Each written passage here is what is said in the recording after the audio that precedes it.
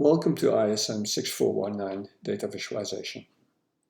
My name is Han Reichgeld and I will be the instructor for this course, and Kevin Veerapandiyan will be the TA.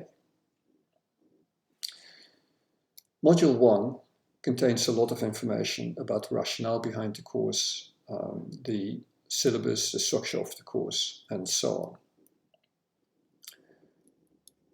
on. However, because of the unprecedented times we live in, I thought it would be useful to make a few remarks before we start the course.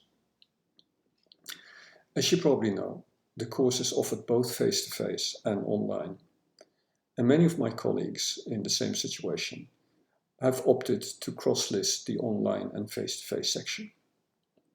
I decided not to do so, and the reason is that I know that some online students want to take the course asynchronously, typically because they cannot attend the lecture sessions, for example, due to work obligations. Moreover, some of the face-to-face students are reluctant to come to campus and therefore want to participate virtually.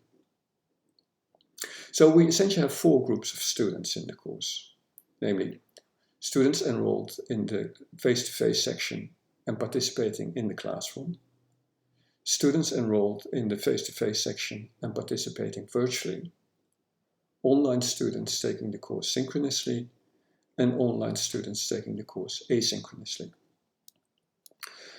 I want to make sure that all four groups have similar learning experiences, and moreover, that it's easy for students to switch from one group to another. For example, a face-to-face student participating in the classroom who discovers that they have been exposed to COVID-19 will want to start participating virtually. Or a synchronous online student may have a change in their work schedule and therefore will have to become an asynchronous online student. To accommodate all four groups of students, I have pre-recorded my lectures. And since Thursday is the time in which the face-to-face class meets, and deadlines for the various assignments are set on the assumption that we connect the material, that we cover the material on Thursdays, I will upload the pre-recorded lectures for the online students just before the Thursday session. I will of course give the same lecture, or at least a very similar lecture, lectures are never quite the same, on Thursday, and invite online students to attend those as well through Teams. The students enrolled in the face-to-face section have been added to that Teams channel as well. I will of course not record Teams lectures.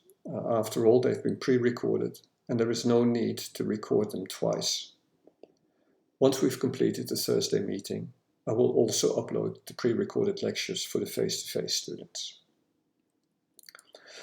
One of the consequences of the decision is that there are slight differences in the way in which I will set up the graded discussions, of which there are 6 in the course. For most discussions, both online and face-to-face students will be expected to make initial contributions to the relevant discussion forum in Canvas. Online students are also expected to post their reactions to earlier posts by their classmates.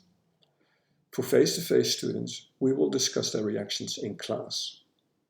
However, for both groups, the points awarded for the graded discussion will be the same. I will make sure that the discussions for the face-to-face section are at the end of the classroom sessions, and I will conduct those on the Teams channel set up for the face-to-face students. So, as we're getting ready for the class discussion for the face-to-face students, I will end the meeting on the online Teams channel and start a new meeting on the face-to-face Teams channel. While this is, I think, the best way to accommodate all four groups of students, there is one drawback.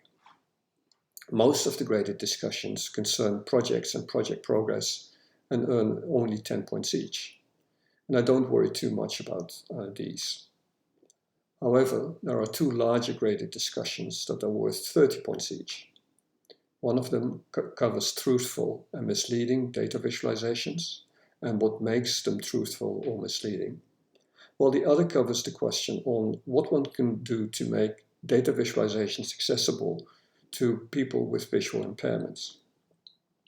One of the reasons I'm keen on class discussions on these topics is that we can all learn a lot from each other. It is of course easy to make sure that the face-to-face students learn about the insights from the online students. I can simply bring their points up in the face-to-face discussions. But since we're not recording the face-to-face sessions, it's a bit more difficult to do so for the other way around. The best way I could think of best way I could think of making sure that we all benefit from each other's contributions is for me to write a summary of the most salient points that were made in both the online and the face-to-face discussion, and to post this to the course, probably as an announcement. I will also use this mechanism if during the live lecture we discover more points, or more likely mistakes on my part in the material. Things may of course go wrong, but I think that this is the best way forward. If you know a better way forward, please let me know. In any case, I genuinely look forward to working with you, and no matter what modality you're taking the course in.